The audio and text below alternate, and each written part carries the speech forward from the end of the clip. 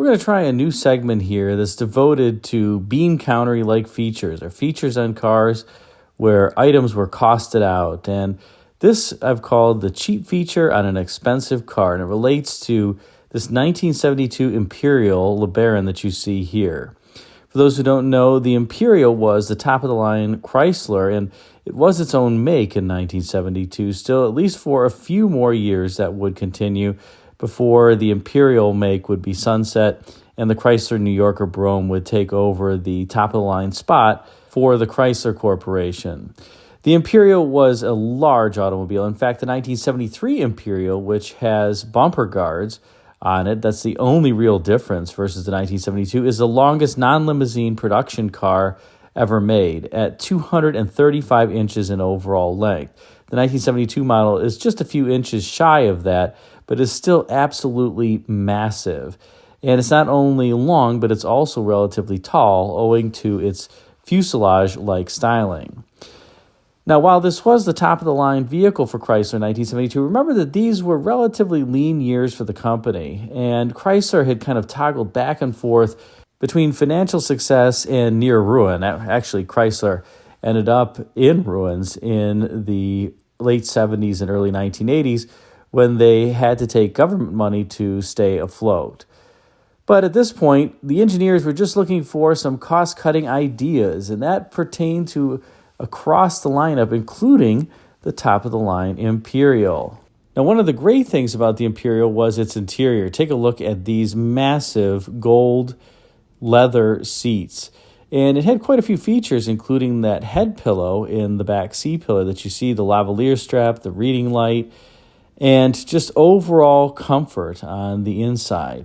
But there was one feature that Chrysler cheaped out on these 1972 Imperials, and in fact, I believe for the 1971 model year as well. Recall that this model of the fuselage Imperial was introduced in 1969, and this relates to a feature that existed, and it was a nighttime feature on the 1969 and 1970 Imperials, and that was an illuminated driver's control switch area that would help you see the controls at night. Now, by 1971, that light was costed out, and Chrysler engineers came up with an innovative solution in place of the light that actually ended up casting a glow on that control switch area. And that was this little mirror that they placed so that it could reflect some of the floodlighting on the instrument panel and redirect it onto that driver's side armrest where the controls were. Let's take a look now at the inside of my Imperial at nighttime, and you can see that feature along with a few others. All right, we're going to check out my 72 Imperial for a super cool feature that you probably didn't know about.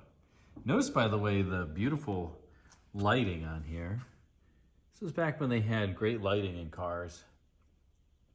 I think when you open the door, there's 1, 2, 3, 4, 5, 6 lights that illuminate. And then you also have these lights that tell you to fasten your belts and lock the doors. Those will go off after I close the door after, probably about 10 seconds. And then you also have this light that illuminates the key. Pretty cool.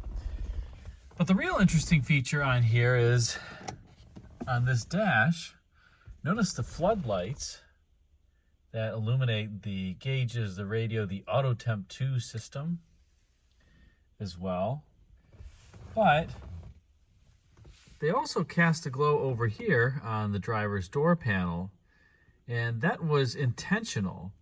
Now, in earlier years from this 1972 Imperial, I believe in 1969 and 1970, the first years, there actually was a light that would illuminate this bank of switches here, and that was pretty handy. This is not backlit from the underside. There's just lighting that is being cast on these switches. So where does that come from? Because they costed out that light, I believe, in the 1971 model year. Well, here you go. If you look under here, you'll see that little mirror right there. That is a small mirror, and what it does is it reflects light from the floodlights on the instrument panel over the driver's window switches.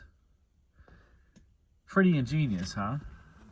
So that's what that is. And if I kind of block it, let's see if I can show it here. There. So I've blocked the mirror, and notice that that light goes away. So Chrysler added that little mirror in the 1971 model year, I believe, to basically enable them to cost out the light that illuminated the door window switches. Pretty ingenious design, if you will.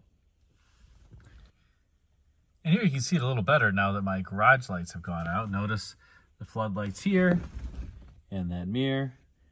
And this is kind of illuminated. Now if I block this mirror off, let me use my other hand, you can see it casts quite a bit of light over there. So again, that was the intent of the mirror, and you got a pretty sweet instrument panel in this Imperial. The gauges are the same as the Chryslers, the Newport and New Yorker, except there's no turn signal in the dash. When you put the turn signal on, you have to look at the edge of the fender, as you can see there. That's the only place where the turn signals are. And you have these headlamp doors that open, and listen how they close. It's a pretty authoritative thud.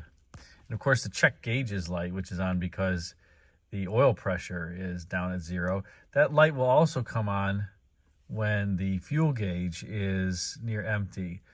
Chrysler spelled gauges G-A-U-G-E-S. GM always spelled it G-A-G-E-S to save on the one letter. So there you have it, a cool and quirky feature of the 1972 Imperial. Of course, you got some other things under the dash here, like this is the speaker fader from front to rear. You have the map light switch that illuminates, and then you have the power antenna switch as well to raise the antenna motor. So Chrysler's got some cool stuff, and it wouldn't be a Chrysler video if we didn't fire up this Imperial with the Highland Park Hummingbird starter. So I'll give it one pump. The car's been sitting probably for about a week. We'll see how it fires up. Here we go.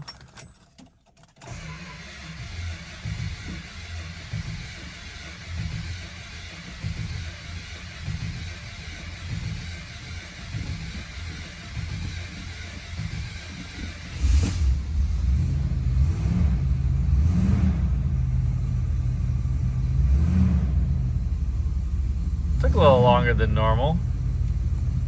It was sitting for a couple weeks, actually, now that I think about it. Now you got a little bit of the Highland Park Hummingbird there to hear. So, in any case, hope you enjoyed this video. Thanks for watching.